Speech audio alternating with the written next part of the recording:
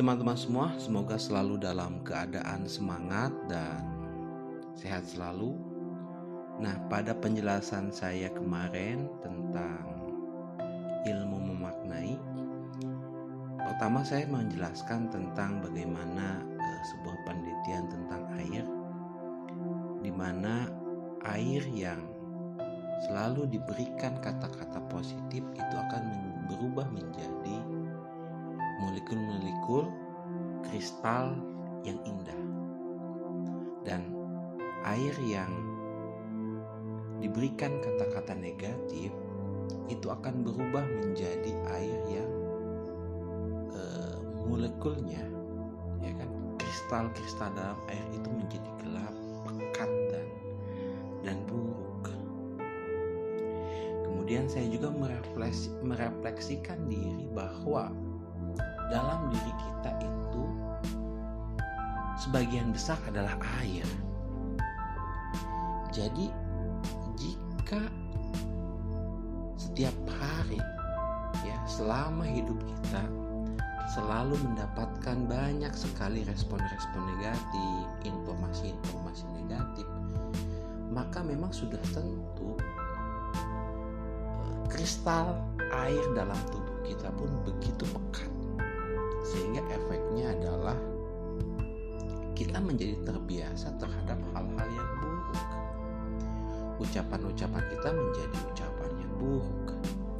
Kata-kata kita, pikiran kita menjadi pikiran yang buruk. Perbuatan kita pun perbuatan yang buruk, sehingga kita tidak sadar sudah menyakiti orang, perbuatan kita sudah mengecewakan orang. Itu karena memang informasi yang ada dalam diri kita, ya, kemudian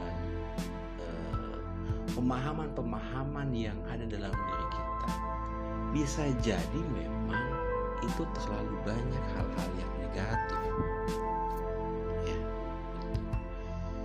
Jadi bagaimana atau apa yang harus kita lakukan sehingga ketika memang di dalam diri kita banyak sekali hal-hal negatif yang masuk ke dalam pikiran kita, kemudian menentukan cara pikir kita, menentukan keputusan kita, menentukan perbuatan kita, menentukan cara kita berbuat. Nah, anggap saja memang kita saat ini berada dalam kondisi yang paling buruk, berada dalam kondisi yang bahwa saya itu negatif, ya. Kesadaran menyadari diri bahwa saya ini banyak salah, saya ini banyak kekeliruan, saya ini banyak negatif, itu lebih penting. Agar apa? Agar proses untuk menyembuhkan, memperbaiki itu lebih mudah, ketimbang memang kita tidak menyadari bahwa apa yang saat ini terjadi dalam diri kita itu ya penuh dengan kenegatifan. Karena apa? Ya tidak bisa dipungkiri, ya.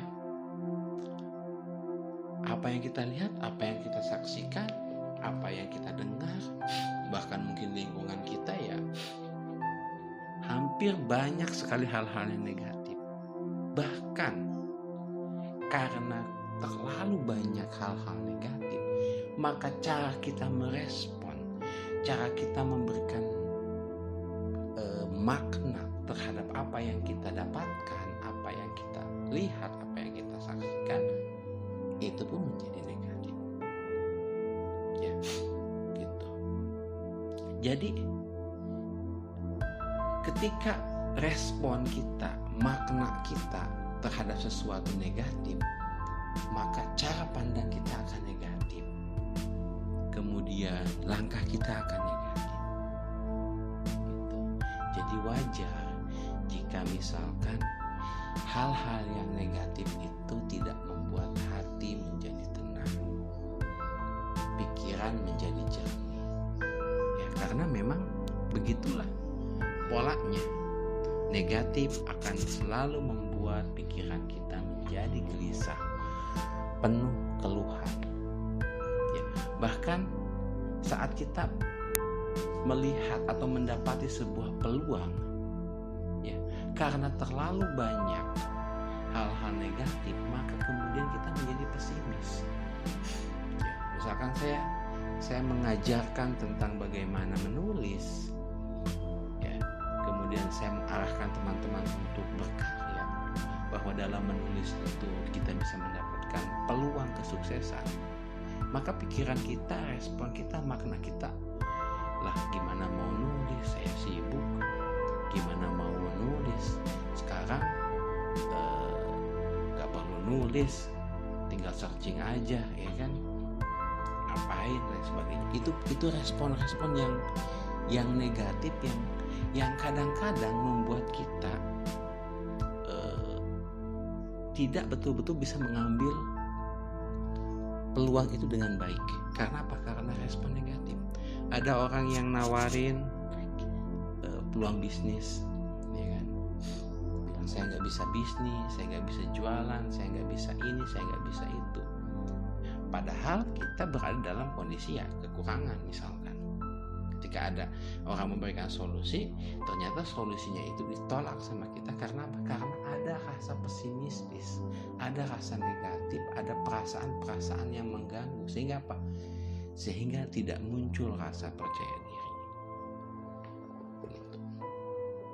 Nah, dalam kondisi seperti ini, apa yang harus kita lakukan? Ya, mulailah dengan membangun makna.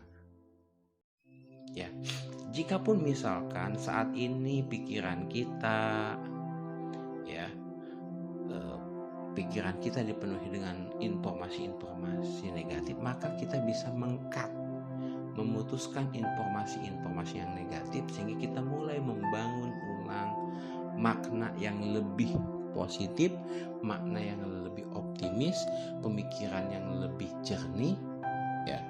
Kemudian kita bisa kembali lagi memperbaiki banyak hal dari cara kita melakukan. Jadi untuk bisa memaknai, ya,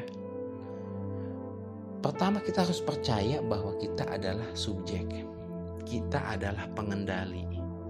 Ya, kita jangan sampai dikendalikan oleh pikiran, kita jangan sampai dikendalikan oleh suasana, kita jangan sampai dikendalikan oleh lingkungan, tapi kita yang justru yang mengendalikan. Caranya adalah dengan membangun makna-makna positif terhadap apa yang sedang kita alami, apa yang kita lihat, apa yang kita rasakan. Ya. Salah satu poin penting untuk memaknai adalah cara kita memberikan respon. Ya, cara kita memberikan respon. Misalkan ada orang yang menghina Anda, dasar lu bodoh. Apa respon Anda? Marah, dasar lu, ya kan, gua hajar lu karena lu udah menghina gua. Ya, itu respon marah. Ada lagi misalnya, dasar lu bodoh, ya kan, dasar lu bodoh. Ingat, ya, respon kita, oh saya bodoh ya, tolong dong ajarkan apa kebodohan saya sehingga saya ingin memperbaiki. Itu juga cara merespon. Ada juga misalkan, dasar lu bodoh, ya. Ingat bahwa jika kita menuangkan air ke dalam gelas, maka isi cangkir, isi teko itu adalah air. Ketika kita menuangkan kopi di dalam gelas, maka isi dalam tekonya itu adalah kopi. Maka ketika ada orang yang bilang bodoh lu, ya kita bisa merespon, oh berarti dia yang bodoh. Ya, itu adalah berbagai macam respon yang teman-teman harus kendalikan. Apakah marah, apakah justru introspeksi diri, ataukah justru melihat bahwa oh dia yang bodoh. Sehingga apa? Sehingga kita tidak terpengaruh, kita tetap positif. Nah, ketika teman-teman bisa membangun respon itu dengan baik terhadap apa yang menghina kita, respon negatif terhadap apa yang kita lakukan, maka insya Allah teman-teman akan selamat dan tetap dalam kondisi positif. Itulah cara kita memaknai. Jadi makna itu bisa diartikan adalah bagaimana cara kita merespon apapun yang ada dalam diri kita, ya. Kemudian apapun yang kita lihat, apapun yang kita saksikan, apapun yang kita alami, ya. Gitu. Nah, kemudian dalam tugasnya saya pun menjelaskan bahwa teman-teman mulailah menulis. Jadi cara meresponnya itu dengan menulis, ya. Jadi ingat di poin yang penjelasan yang awal bahwa menulis adalah proses memasukkan, ya, kemudian kita olah, kemudian kita sampaikan atau kita tuangkan. Masukkan, kemudian kita olah. Kalau ketika diolah itu masuk ke dalam pikiran kita, itu sangat luar biasa.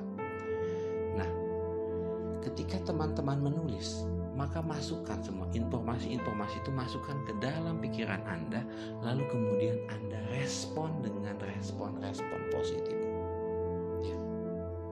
Anda hari ini misalkan di rumah aja, ya kan, bete banget, ya kan, kondisinya bete, sumpah, malas, bosan. Coba berikan respon yang positif, ya. Silahkan tulis respon Anda seperti apa.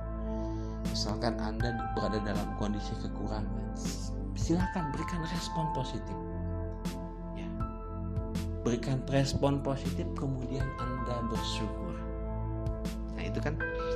Jadi tulis, kemudian berikan respon positif, kemudian Anda bersyukur, dan terakhir adalah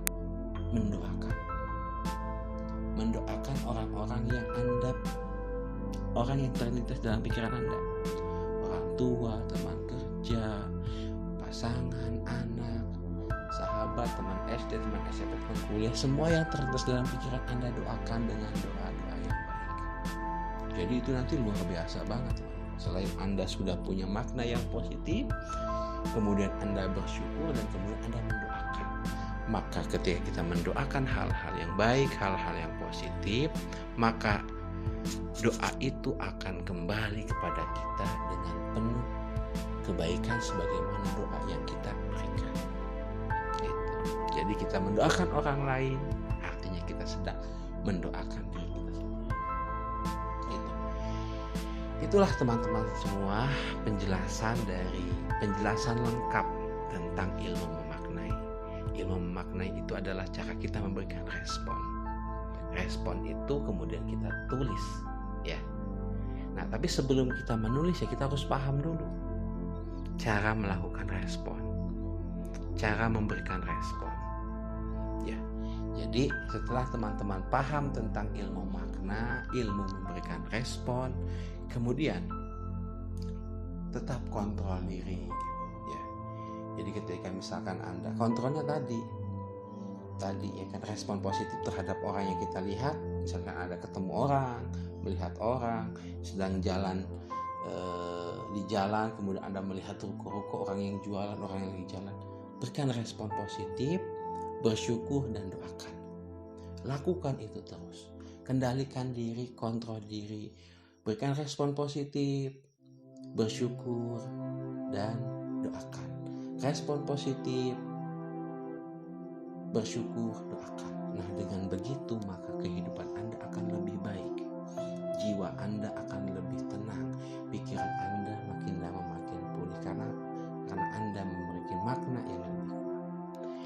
Semoga apa yang saya sampaikan dalam penjelasan ini menginspirasi Anda semua, dan saya berharap teman-teman konsisten, sabar, tekun menjalankan proses terapi ini. Karena ketika teman-teman berhasil menulis konsisten selama 21 hari, maka rasakan perubahan yang luar biasa.